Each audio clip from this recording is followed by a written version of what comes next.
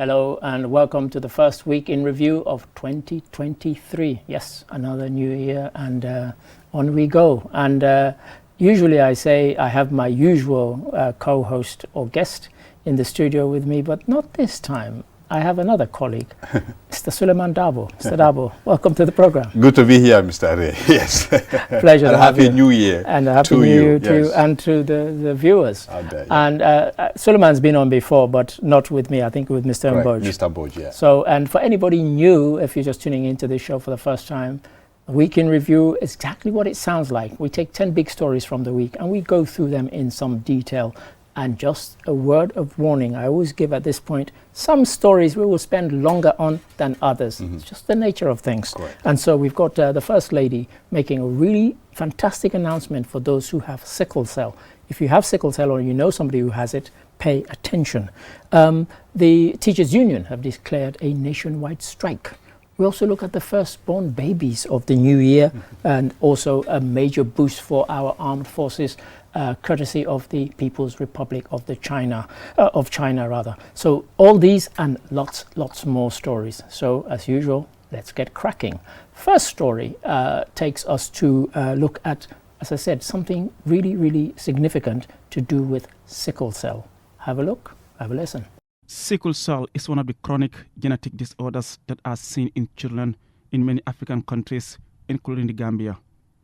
With these screening kits, rapid sickle cell tests can be conducted and the results known in 10 minutes. The sickness causes severe pain and organ failure, often requiring hospital admission. It is reported that more than 66% of the 120 million people affected by sickle cell globally live in Africa. And there you heard about the early diagnosis kit, which is going to be a game changer. Yeah. Suleiman, you know, I worked in England with the Sickle Cell Society of the United Kingdom, and they would always say, it's not just a disease that affects black people, but actually predominantly it is. We can't get away from the facts and the records from this report just indicated that. The stats are what they are. But this thing about the early test, 10 minutes and you get a result. Yeah. I mean, that's quite amazing. That is quite amazing, and that's quite an achievement. And we can only applaud the effort of the Office of the First Lady for doing something like that. Because as the report indicated, sickle cell, as we were alluding to, it's a big problem for Africa. Sure. And to be able to detect and know who got it and who don't will help in treating the disease. Sure. It has affected a lot of people, and what is even bad about this disease is that it can paralyze you. Yeah, sure. You know, so that makes it, you know, a disease that needs to be tackled at an early stage before it spreads out. Sure. And so this effort by the First Lady, I think, is just a laudable one. Well, this is a laudable one. And whilst we welcome it, I think there's another aspect to this, which is about the fact that a lot of people don't know their status. Exactly, that's right. If you live in, certainly I lived in the UK for all those years now, routinely, you can go and get tested so you know. And particularly now they advise people, if you're marrying somebody who's also of African descent. Because it's genetic. Genetic, you see, that's how it is passed on. And also now as a test for babies who are, you know, in the womb, it is now standard that it is one of the tests that they do in the UK. And that took a lot of fighting by African organizations, by the Sickle Cell Society, to make that test possible, and they can tell the parents. Yes. And then, you know, having lived in the US as well, I mean, it's just vaccine tests and stuff like that. Black people generally don't want to be associated with, and for good reasons. Yes. Because they have been used as pawns, guinea pigs, you know, for stuff like that. So they are very much, you know, they want to be very cautious before they get themselves involved in stuff like that. But at the end of the day, all what we want is to have a healthy country, a healthy family, healthy children. So if this thing is going to help towards that direction, why not? And as you said, why not? And just kind of finally in this one, I think now that we have the test, It's about, you've just touched on it, the reluctance of people Yeah. to go and get tested. Yeah. People need to step up. They need to get tested. Some people are scared. They don't want to know.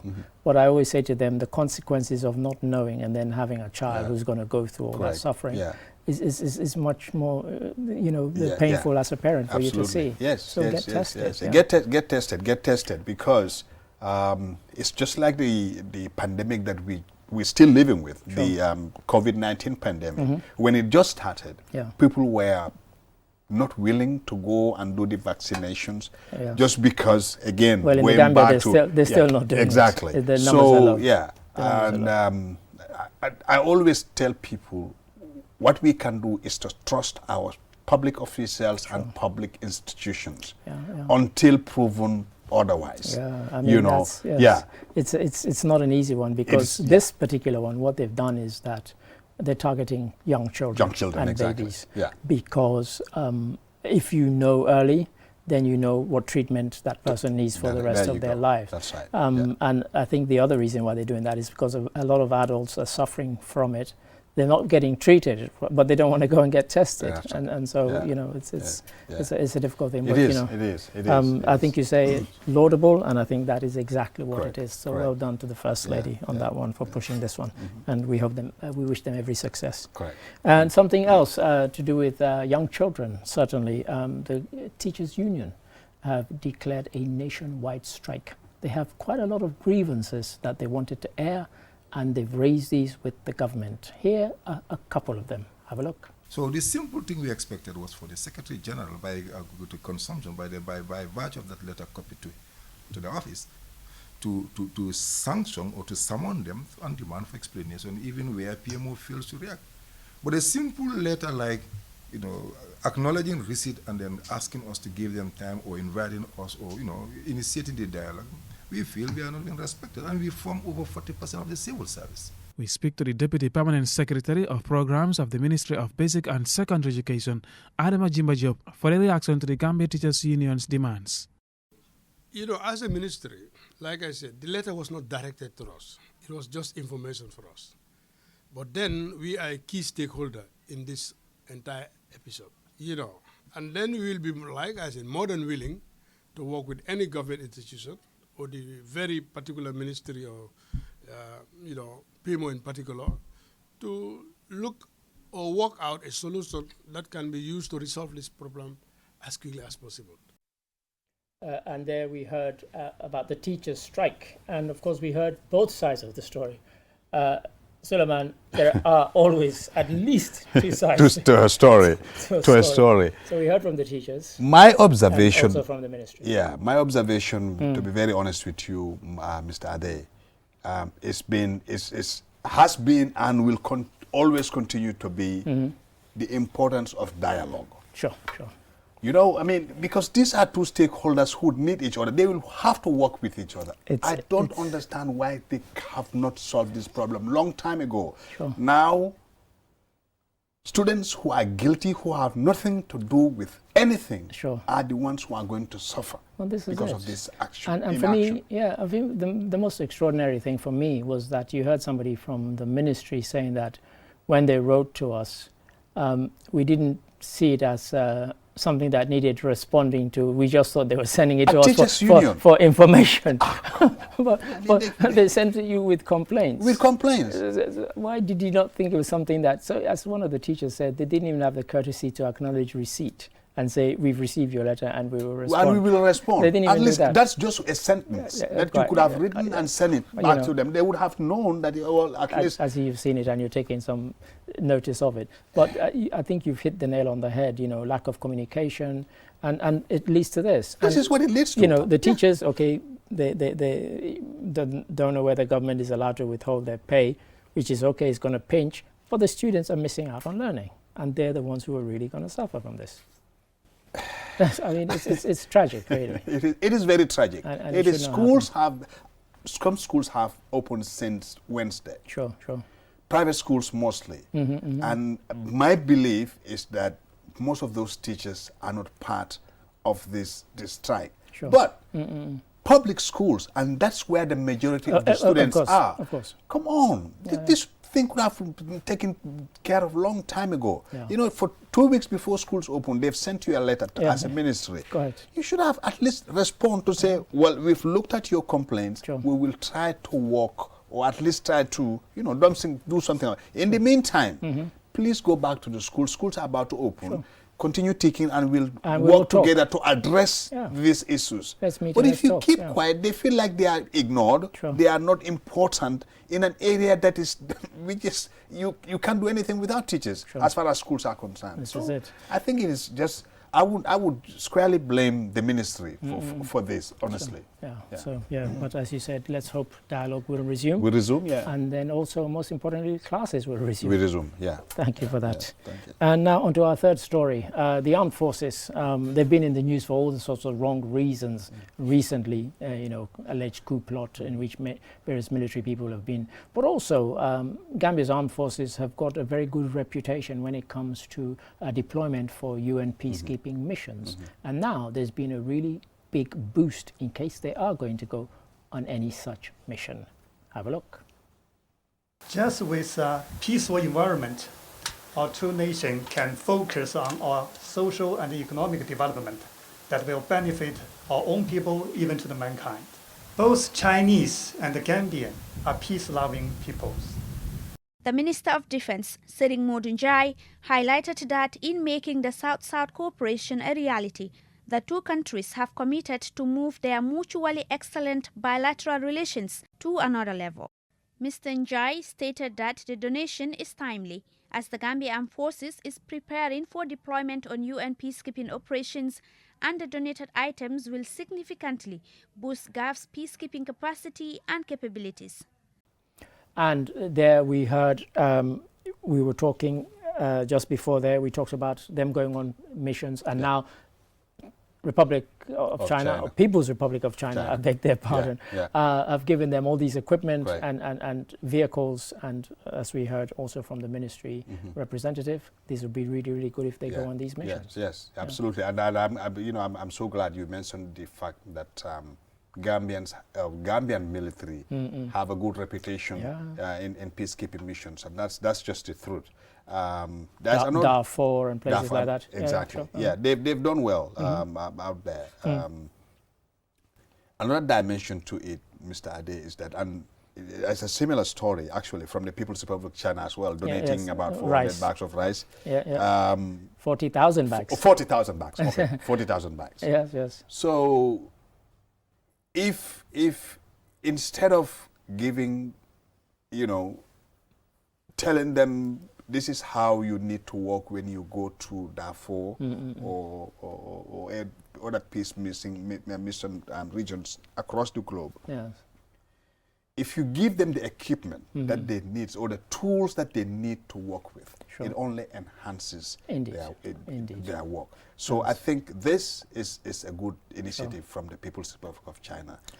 Give the tools to who need it, and they will do the work. They'll do the work. And it's interesting you mentioned about sort of the instruction or the training in what you do when you get there, because as I said, they've got a good reputation already. But also they've been working with Turkey to actually, train them in other aspects of these kind of peacekeeping missions, and that's something that we hope that this good reputation that they've established will continue.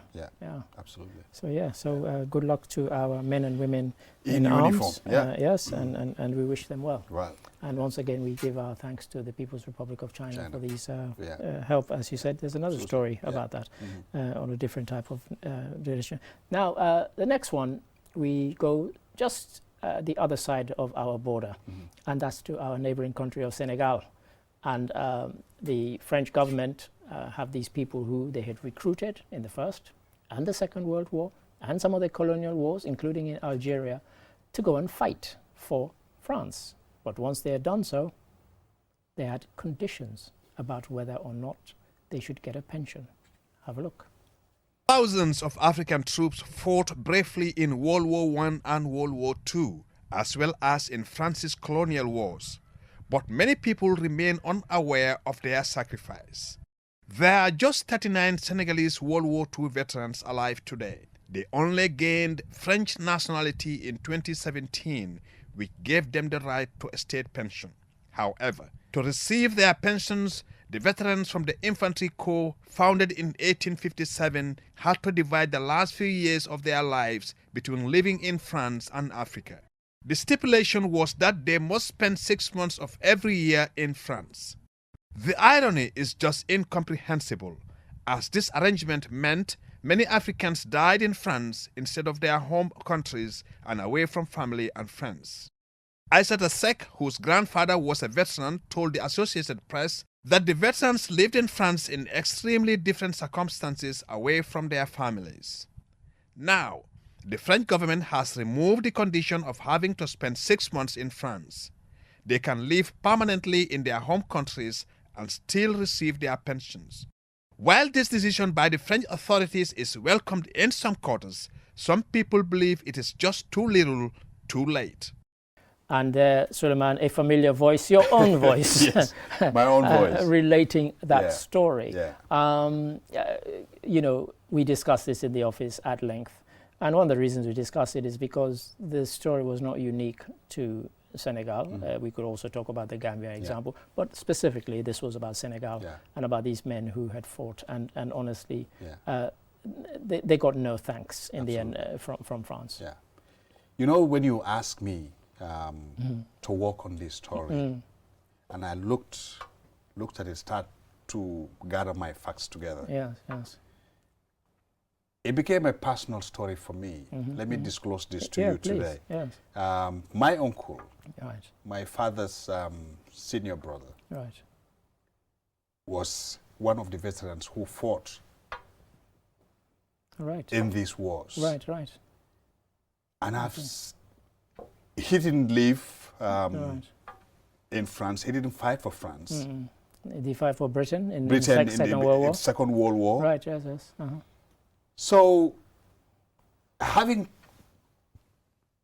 been in the Gambia for the longest time he's been here, Yes. I cannot remember any time, any kind of assistance, help, support, however, whatever you want to call it, being accorded to him. Sure. Sure. Which The is a only shame. things I remember is when we have independence celebration in the Gambia, Yes. they are recognized. Right. Okay. And also November 11, Remembrance Day. Right. They normally get trotted out, but that's quite interesting because we've done a few stories about this, about our concern that they weren't getting their due. Yeah. So maybe we need to take his name and put him in touch, because there is an ex-servicemen's association that is meant to look after them. Exactly. And unfortunately and sadly, just as one of the grandsons of one of the veterans said Mentioned in that report, Yes, yes. he also passed away. Oh, that's a shame. You know, so these things could have been taken care of a long time ago. And the saddest thing is, Mr.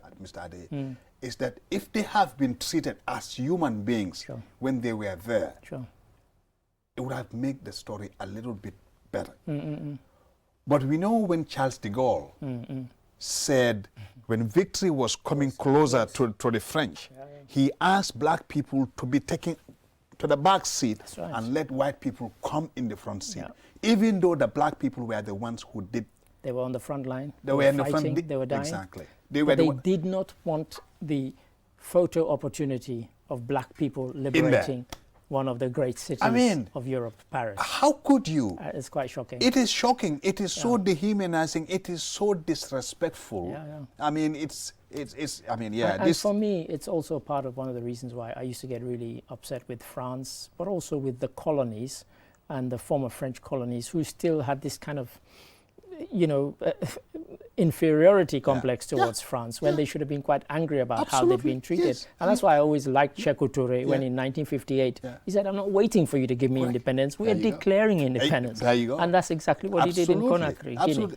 Guinea. And we blame ourselves for who we are today. This is it. And unfortunately, our present governments or leaders across the continent don't seem to realize this fact that we need to be our own create our own masters of our own destiny. Absolutely. We can't continue to depend on people from outside. I don't even want to call black, white, because just human beings, to me, human beings are just human beings. Yeah, quite. You know, but you have to be responsible for yourself at some point in the UK and the US, and probably here too, it's coming very soon. When you are 18, you are considered an adult. Go out and look for yourself. That's what you are asked to do. So our country, our leaders of this country, our African countries need to take that responsibility. Sure. We should be responsible for our own destiny. Sure, and I was once asked on British TV why I was so angry about African countries not taking control of our own destinies.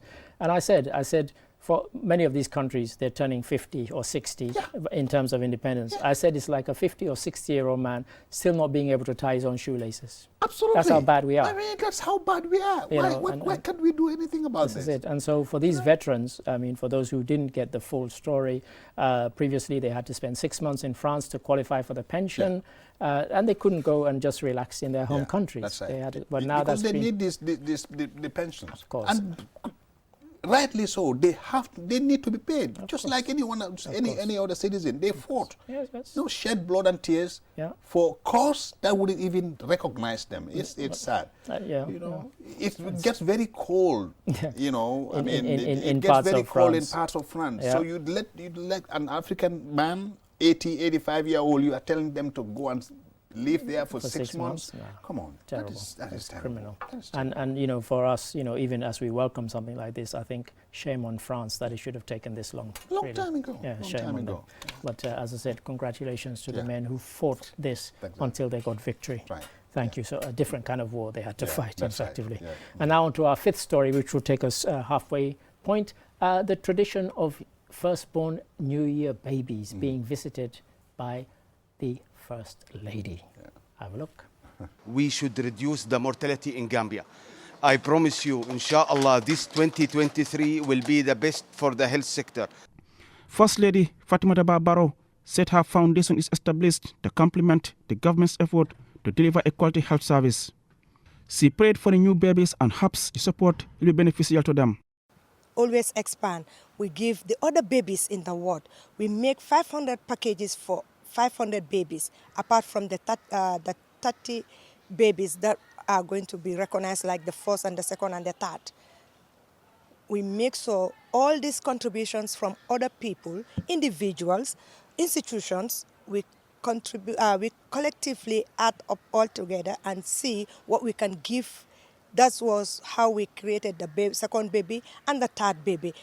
And there we saw the First Lady, and so she goes and she visits these hospitals, Suleiman. Yeah. And it's become a tradition. Yes. It's been the first, the second, and the third born babies. Their parents get fantastic lot of gifts, including, of course, some monetary support, which of course is always welcome. Yeah, it is. It is always welcome, and it's always pleasant to see these young babies. Of course. You know, this tradition, I have to be corrected here, but it started, to me, as I understand it, during Yahya Jammeh's time. Okay. You know, the First Lady will always go to the hospitals, you know, to witness the birth of the first child of the year. Or be around, you know, and it is good. I'm so happy that the current government is continuing. It's good. It is a very good thing, because you don't know where that baby could be the next president of the Gambia. One day. Who knows? Who knows? You know, I mean, so it's good to be there, witness it, and who better can do it than the First Lady of the country? Well, indeed, she's like the first mother. Yeah, first mother, exactly. You know, so and the good thing about it is, of course, if you looked at, you know, in part of the story that our colleague Choi did, we showed some bits, we didn't show other bits, but just the excitement of the medical staff. It was almost as if the baby was there. You know, they were so excited about the fact that, you know, and also we had people there promising, you know, some of the doctors were promising about tightening up on maternal mortality. And the figures have been getting better in the Gambia. I mean, 10 years ago, the figures were shocking, but it's getting much, much better. And so part of this kind of support is, you know, putting a focus on maternal health, maternal well-being, as well as the babies. And to be very honest, you know, I mean, no matter what you want to say about the First Lady, but I know that sometimes, you know, we can have some, you know, unpleasant stories to tell about her. But one thing I've observed, she's made the health sector a very important priority for her. She's always trying to do something for the health sector. Sure. You know, either you agree with her or not ideologically. Personally, she's much involved in this, and that is something that we should all appreciate and commend her for. Totally, and we've seen, apart from this annual one, throughout the year, she's been getting medicines, she's been getting equipment that we don't have or didn't have previously in the country. Dialysis machine. This is it. So thumbs up to the First Lady there. And that takes us nicely to the halfway point and a break. We'll have some adverts and join us after these commercials. Don't go away.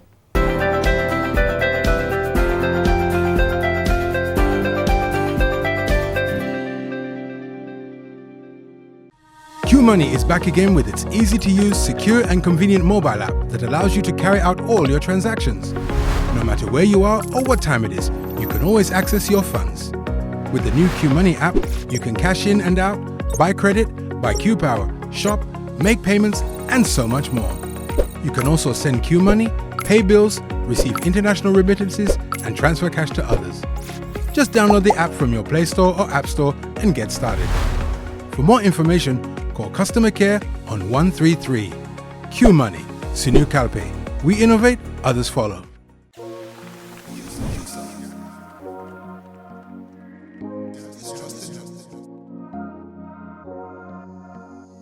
As the fastest growing GSM company in the Gambia, QCell has the widest 4G plus coverage in the country, 3 times faster internet speed than our competitors.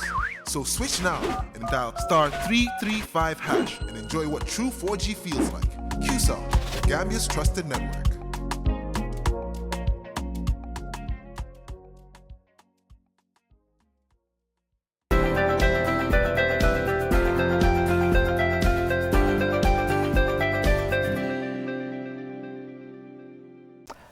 Welcome back after that break, and this is where I repeat what I said in every program. If you've just joined us, you've missed 5 fantastic stories. But if you have, don't worry, because we still have 5 fantastic stories still to go. And for a change, I don't have Mr. Mboj, I have Mr. Suleiman Dabo, and he's given us some very, very good food for thought, Mr. So thank you so far. Thank you for having me, Mr. Ade. Thank you. And now on to story number 6. And Suleiman, you mentioned this story was coming up, and it didn't break any kind of confidence or spoil anything because it's a great story. It is. And once again, it's the People's Republic of China coming to the aid of the Gambia. Have a look and have a listen. Since I came to power in 2017, the People's Republic of China have always been very, very supportive. They have supported many projects in this country, projects that are really very visible in this country. And these are projects that are social projects, the projects that have impacted on the life of the Gambian people. The over 40,000 50-kilogram bags of rice donated to the Gambia follows hard on the heels of floods, windstorm disasters and deepening food security challenges facing the country, particularly the poor. President Adama Barrow sets out government's plan for the distribution of the rice. So I think they can still continue to support us to produce rice for our people. There you are. We heard from His Excellency the President, and we heard from the Ambassador, China Ambassador to the Gambia. And these 40,000 bags of rice are for those who been affected by floods, disasters and so on, and they'll be distributed, and the President has explained how they'll be distributed. Very, very welcome. We know what a staple food. Rice is a staple food for the Gambia. So anytime we talk about rice, it's always a welcome. We always welcome that news because there can't be any better food for Gambians than rice. And one of our colleagues who I know is watching always said to me, or he said to me one day, he said, if I haven't eaten rice, I haven't eaten. No. And so I know. For all the years I've lived in America, Mr. Ade, Yeah. I go to a restaurant, I can order food, but Yeah. believe me, Right. 5-10 minutes after there, I want to have rice because I feel hungry. Right. So rice is our staple food. So Sure, we are sure. so grateful to the Chinese Yeah, sure. for making this donation. And one of the things that the President, His Excellency the President, said in that is about, we've been talking a lot about food self-sufficiency, and it's a bold claim that he made about 2026 in terms of rice, food self-sufficiency. And once you've gone out there with that kind of statement, people like me and you will hold him to it. Absolutely, and we will be watching the clock as the clock goes towards 2026 That's right. to see whether we're getting close to that target or whether we're going to miss it completely. So it's quite a bold statement from Absolutely. the And President. I hope and pray that we're not going to miss that date. It will be brilliant if we It will be brilliant. So that's the reason why I gave a hint about this report. It's important. It is an important report. Sure, and sure, I appreciate the fact that the President himself acknowledges the importance of being able to be self-sufficient. Of course. Because we can't be... I remember growing up as a child, as a 5-10-year-old, receiving Chinese rice in this country, and we still continue to receive Chinese rice as help for our people.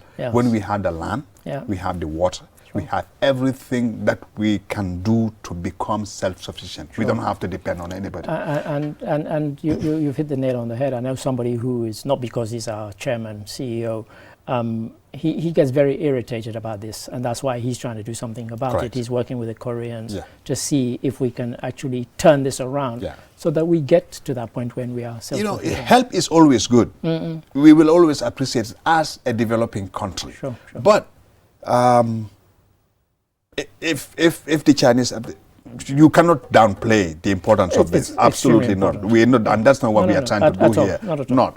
But if the Chinese now can start, and they've mentioned this in the report after listening to it, they're ready to do that. And that is to provide the tools that are needed. Tools, the expertise. The expertise and all that. So we become a mechanized, we can introduce mechanized farming in the country so that rice becomes readily available. Because that's what's going to make the difference, really. Exactly. We have to mechanize it. And then we also have to then say, okay, if you have 70% of the population involved in agriculture, not even 10% is mechanized. It's mechanized. So when you mechanize it, try and redeploy those people somewhere. And that's the task that lies ahead of us. I'm telling you, Mr. Ade, farming in this country is very labor intensive. Yeah, sure. I was born and raised in a farming community. Right. I have seen, witnessed, even my own parents, how they've suffered. Right. Just because they want to have food on the table and they have to farm to get it. It's very labor intensive. And if you can change that, that will be very helpful. And there you are. I'm almost tempted, as Jennifer Sonko would say, I keep saying a game changer. But the day we become self-sufficient in rice, that really will be a game changer. So thank you for that. And now on to something else. This for me, and I have an admission to make here. I wrote a story about Pele, and when I went to read it, and I'm not making this up, I kept breaking down, and we never ended up broadcasting the story because I couldn't. And I surprised myself at how much his death affected me. But there are two things about this story that made me choose it. One is Cape Verde, the other is Pele. What could be better? Have a look, have a listen. Less than a week after FIFA President Gianni Infantino made the proposal, the West African country has taken the lead in becoming the first country to rename its national stadium. In announcing the decision, Cape Verde's Prime Minister Ulisses Correia e Silva said the 15,000-seater Estadio Nacional de Cabo Verde, located just outside the capital Praia, will become the Pele Stadium. Further stressing Pele's importance to Portuguese-speaking countries like Cape Verde, Prime Minister Silva added, with the physical disappearance of Edson Arantes do Nascimento, King Pele, who soon became a planetary figure, an icon of the masses, showing that sport has the power to unite the world, it is now our wish to pay tribute to him. The legendary footballer was seen by many football enthusiasts and historians as the greatest football player of all time. During his 21-year career, the Brazilian legend touched many hearts across the globe. Apart from being the only player in history to have won 3 World Cups, he is also credited with scoring a world record 1,281 goals in 1,363 appearances, including 77 goals in 92 matches for his country, and was named FIFA's Player of the Century in 2000. Though Pele's legacy is already widespread throughout the world. And there you are. 2 of my favorite things. Cape Verde, possibly my favorite country. Yeah.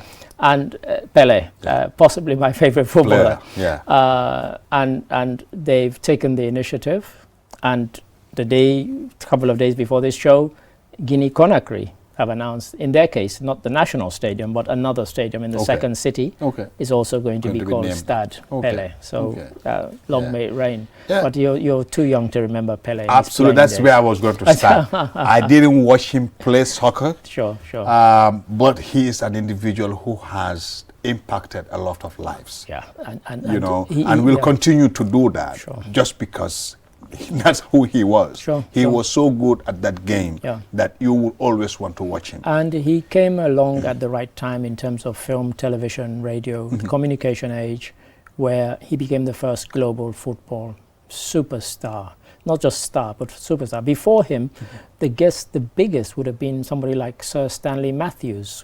Again, I don't know if I remember any name like that, Mr. Well, this is it. And that makes the point. Yeah. Because Stanley Matthews' own fame was the fact that he was England international. He played in the top division until his 50s. And he was still very good. Wow. Very fit guy. Okay. And because he was so good, and people loved him in the British Empire, which was huge in those days in the 50s, 40s, 50s and 60s. He toured with his team Blackpool. So even in Sierra Leone, you have a team named Blackpool. They were called Blackpool when I was young. And then by the time I was a teenager, they decided to call themselves Mighty Blackpool. I don't know if they thought that was going to scare anybody. But Pele, his fame, as you said, it predates I'm old enough to have seen footage, of course, and watched him on TV live. So, I know what a great player he was, but he transcended the game of football.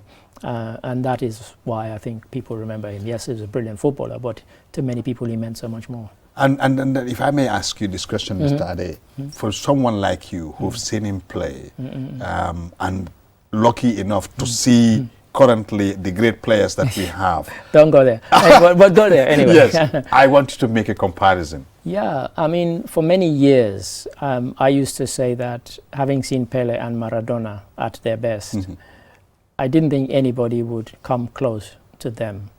And then in later years, people started mentioning Cristiano Ronaldo and Lionel Messi. I think they mentioned them because they came up at the same time. Even at one time played for rival clubs in Spain, Real Madrid and Barcelona. Messi, for me, is probably closest to those two, Pele and Maradona. Cristiano Ronaldo, who I liked because he was a Manchester United player once. Just like myself. He's a great goal scorer. But for these people, these are the people who, and this is not a cliche, they kind of almost made football into an art, the way they play. They're artistic, they are skillful, a delight to watch. As much as you can admire Cristiano Ronaldo, I don't think you can say the same. So for me, it'll probably be Pele, Maradona, Messi in that order, or possibly, and sometimes I change. Sometimes I say Maradona and then Pele. I am not I don't understand soccer that much. But I love soccer and I watch it every weekend. Me and my son, we compete because he convinced me to become a Man United fan. Wonderful. He will wake me up around 5 a.m. when the games are played to watch. So I love, soccer. But I think, like you were saying, there's a difference between being a goal scorer and a skillful player. This is it. And I think Pele, that's what makes him stand out. Combine both. Exactly. He's skillful and he's a good goal scorer. That's right. So, Ronaldo, good player. I love him to death and I'll continue to love him. He scores goals, but I don't think he's as skillful as Pele or Maradona. Sure, there you are. So to Cape Verde, to Guinea-Conakry, and to all those who have taken up Gianni Infantino's call to name at least one stadium after Pele, we congratulate you, we thank you. Absolutely. And Pele thoroughly deserves that. So Suleiman, thank you for that. And now we stay in the world of sports, and again, this is something that's close to my heart. And this is about our coaches going to learn from the very, very best. Have a look. These coaches, drawn from various clubs and regions, will be trained in some of the latest coaching techniques and leadership skills. The Sports Visitor Program is a sports-based exchange which builds ties between international and American non-elite athletes, coaches and administrators. The coaches say they are excited to attend the training and will return to impart their knowledge to the athletes. This is a very good opportunity for us to go and learn new skills and come back implement it to our girls that are in the nationals, likewise the first division teams. I would like to gain more leadership knowledge and more style of coaching in the different countries that I'll be able to impact to the young players in the country. This being the first of its kind, I definitely look forward to it. I can't wait. And there in that story, our colleague Momodu Gajaga, and again, a kind of selfish thing about this for me, I wrote a blog for a US-based soccer website. It wasn't anything to do with soccer, funny enough. It was about politics and so on. And so they were asking me questions and it was all filmed. And the last question they asked me, they said, African countries sometimes reach out to first world countries like the US, the UK, sometimes to organizations like the European Union for aid. If you had to make a request, what kind of request would you make to the likes of the US?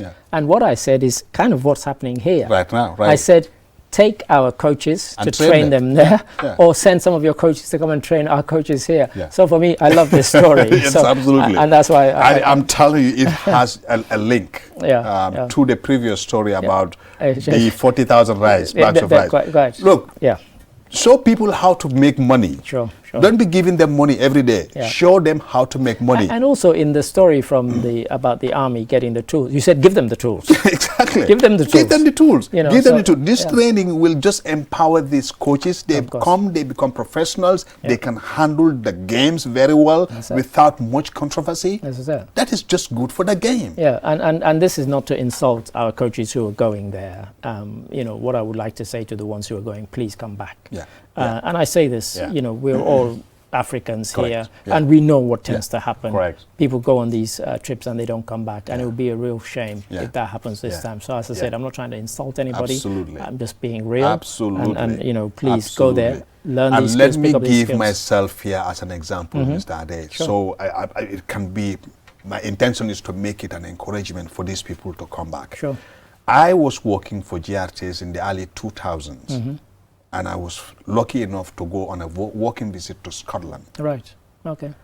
I lived in Scotland. The walking visit was to last for 3 weeks. Okay. And then after that, I can stay for a month for my normal year vacation. And that's exactly what I did. But before I left, of course, family and friends were telling me, when you go, don't come back. Just stay there.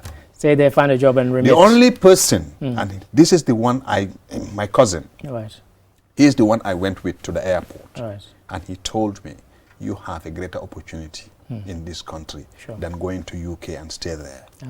And in fact, I adhered to his advice, and I came back here, and I did not regret it. There you are. And I can also give you something which I can relate to personally. In 2020, before the whole COVID lockdown, January, we went to England with a team that had won a six-a-side football competition here in the Gambia. And this was a global six-a-side competition organized by a bank. I won't name them. They probably won't like me naming them. But the team that won were invited to go to Liverpool, meet the Liverpool team, stay in a five-star hotel, and train at the Liverpool. So I went with my kit. I trained with them. Bruce Grobbelaar, a legendary goalkeeper for Liverpool, even joined in the training and so on. And 4 of them absconded 3 days before we were due to come back. And they never came back. It's very shameful if you... And so, you know, when I say this, so, you know, these are opportunities. And of course, what that meant is that the competition is still going on around the world, but not in the Gambia. You see? Because the opportunity that have been accorded to other people have been stopped. So, you know, we welcome this because they will be training with, you know, the best these coaches who go. Exactly. And so we want them to come back and impart that training. Absolutely. And what they've I hope they will go to Atlanta, in Georgia. We'll find out. They've flown out already, so we'll try and get in touch. And we'll try and do a story with them over there. We have, because we have somebody in Atlanta. Relationship with them. Very good. Very good. Yeah. So thank you for that. Yeah. And now on to story number 9 already. John Magufuli, former president of Tanzania, died, and then Samia Suluhu Hassan took over, and everybody wondered, what's she going to be like? Well, she's showing what she's like already. Her true colors. Have a look, indeed. Samia Suluhu Hassan's decision is part of her 4Rs initiative: reconciliation, resilience, reforms, and rebuilding. Before his death in 2021, President John Magufuli of Tanzania was hailed for the significant economic growth in what the IMF described as one of the strongest economic growths on the continent, averaging around 6% per year. On the political front, though, it appears to be a different ballgame. Magufuli's rule was characterized by a crackdown on political opposition, restrictions on freedom of speech, and restrictions on LGBT rights. He has also been accused of rigging elections and introduced a ban on political rallies. The lifting of the ban on political rallies by the current president, who was the vice president and who came to power after Magufuli's death, is being received positively by the opposition. And there you are, Suleiman, another story. Another story that involves myself, yeah. Samia Suluhu Hassan has shown that she is her own person. Yeah. She was Magufuli's vice president, but she is striking out on her own and doing things her own way. You know, that's what leadership is about, to me. Yeah. Show who you are and be decisive. Sure. Let your critics say whatever you want to say, they want to say, but as a leader, be firm in your decisions and let let people say what they want to say. Quite. Because whatever you do, they have consequences. So for me, this decision, either you agree with it or not, she's showing, as you were alluding to, her true colors. Yeah, sure. And she lifted a ban on political parties and rallies, political rallies rather. Her predecessor was, even at one time, it was claimed that he was going to ban opposition parties. He never did go that far, but the way he was going. I wouldn't doubt if he could not have done something like that if he was alive. Yeah. And of course for him, because they were having economic success, people justified it. And so people were saying, oh, this is what you need to do in Africa. But actually she has shown that it doesn't have to be that way. No, and just like Jammeh was here in the Gambia, because he was involved in so much infrastructural development, he was justifying every other thing that he was doing. I keep hearing this. What infrastructural development? Because I haven't seen it. I keep hearing this, and so I'm glad you mentioned it, because somebody said that to me, and I said, for somebody who was here for 22 years, what is this infrastructure development? Poor schools, poor hospitals, poor roads. Where is it? For 22 years. Very good question. Good question, and I'm glad you asked this question. But I would say this. Yes. Having born and lived in this country, and having seen how our roads were, and having born and raised in the rural areas, you cannot deny Jammeh the fact that he has improved the infrastructural development of this country. No questions about it. Gosh. It used to take hours to travel from Serekunda to where I came from, which is in the lower river region. Right. Sometimes we leave, if I'm coming from there to here, we leave early in the morning. We don't get here until about 1 o'clock, 2 p.m. Right.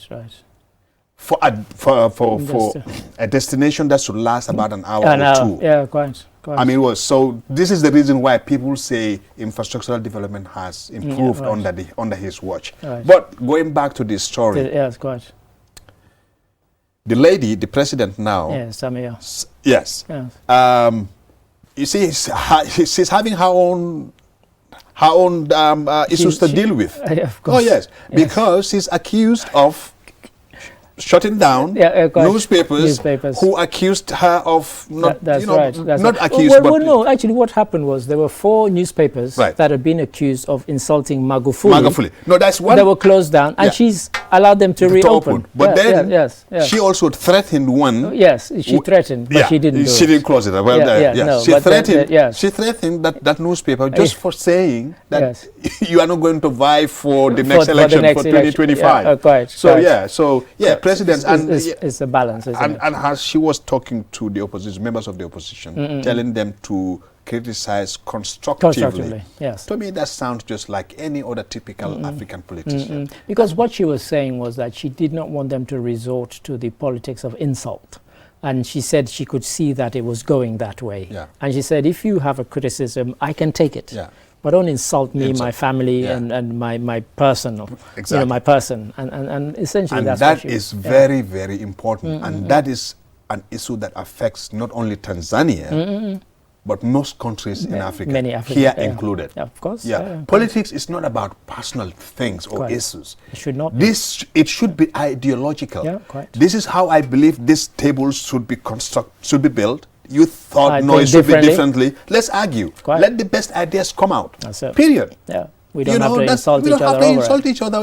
For what reason? At the end of the day, the country belongs to all of us. That's it. It doesn't belong to any individual. That's it. And so we wish her well in her de-Magufulication of Tanzania, and we hope it's a success. Absolutely. And she got an added advantage of becoming a female. Yeah, of course. So, let's hope it's an advantage. Right. And now for our final story, which again is another of my sort of beefs, which is about waste management. You could probably say, oh, this guy, he's always going on about waste management. There's a reason. Anyway, absolutely. Have a look. For us to note that these bins are not for decoration, but instead they are to be used to take care of the waste from our households. I think, and it is the saying which everyone has agreed, that a healthy environment, a clean environment is a healthy environment, which we should all stand in defending that healthy environment. There are so much indiscriminate dumping in the surroundings of West Coast region, especially in the Kombosia. And there we had Brikama Area Council distributing waste bins to various institutions, including the nurses institution. And Suleiman, I was saying before, in the lead-in to that story, is a bit of an obsession of mine. Just this morning on my way into work, I was just, I don't know why, it's almost as if they do it to annoy me. People throwing things from their car, half-eaten food or cups and even cigarette butts. Oh, that's like the thousands. And to be very honest with you, most of the bushfires we have in this country are caused by people driving and throwing cigarette butts out there. I've witnessed, I've seen that many times. But going back to the story, going back to the story of waste management. For the first 3 months that I've lived in this country, anytime I'm driving around with my daughter, I eat something or drink something, I try to have a plastic bag in the car to put it in there. So do I. And he was, of course she was born in the US but she didn't grow up there to understand how waste is managed. So she will ask me, Daddy, why are you doing this? Well, this is how it should be done. When we get home, we'll put it in the bin. Indeed. But I think we all get hoodwinked some way, somehow. After being here for about 8 months now, it's just, I'm looking at it as being normal. And I don't have to look at it. It should never be. It should never be. And because for the first 3 months, the reason why I was so concerned is because for the 15 years that I've lived in the US, it doesn't cross my mind, not 1 second, to throw anything outside of my car. And why can't we live the same way? This is it. And we mentioned this, but it wasn't necessarily this story, but it's a related story on the This Morning program this very week. And I said to them, to Geneba and Ibrahim Abalde, who were hosting, I said I was giving a lift to one of our colleagues, and he was eating in my car. I don't mind you eating in my car. But when he finished, I saw him winding down the window, and I said, what the hell do you think you're doing? I said, stop it. You know, I said, for example, for me, I'm always complaining on the radio, on TV, and so on. Yeah, so I wouldn't let you sit right next to me here. Yeah, and he stopped. And I said, come on, you know, when we get to the office, you put it in the bin. Exactly. And so, you know, we have these people giving these waste bins to institutions. But also what I liked about the Brikama Area Council people, when they were giving the bins, they made these very points that you and I are making. About why? It's about our health. It's about our health. It's not just about making the place look good. Exactly. You know, when you throw filth, it attracts flies insects, and everything, and they spread disease. Exactly. You know, so and knowing how we live in our communities here, I mean, no, it's just not a good sight to see. Yeah. Just because the flies will do anything. I mean, I don't want to go into detail, but I really don't people want to do can that. guess. But, you know, so it's good to be hygienic. It's just an easy thing to do. And you know what? Yeah. As 95% Muslim country, they say cleanliness is what? Yes, next to godliness. And Christians say that too. Exactly. Yeah. So as a religious nation, why can't we live that way? It's just... You know. And for me, and people get bored of hearing me say this, I think the irony is that apart from Senegal, our nearest neighbor is Cape Verde. Yeah. And it's the cleanest country I've ever visited. Mr. Ade, I flew into Cape Verde on one of my visits to this country. Yeah. It was at night. Right. But it's like I was landing into New York City. Honestly, it's beautiful. It's beautiful from outside. It's very clean. Yeah. So, and it didn't come overnight. They worked on it. So and on that note, I have to say thank you for stepping in, and I hope you'll step in some other times as well. Yes, this Our is colleague teamwork. Umboj is indisposed this week, but hopefully he'll be back next week. And so to Suleiman and of course to our viewers, thank you for watching. Until next week, goodbye.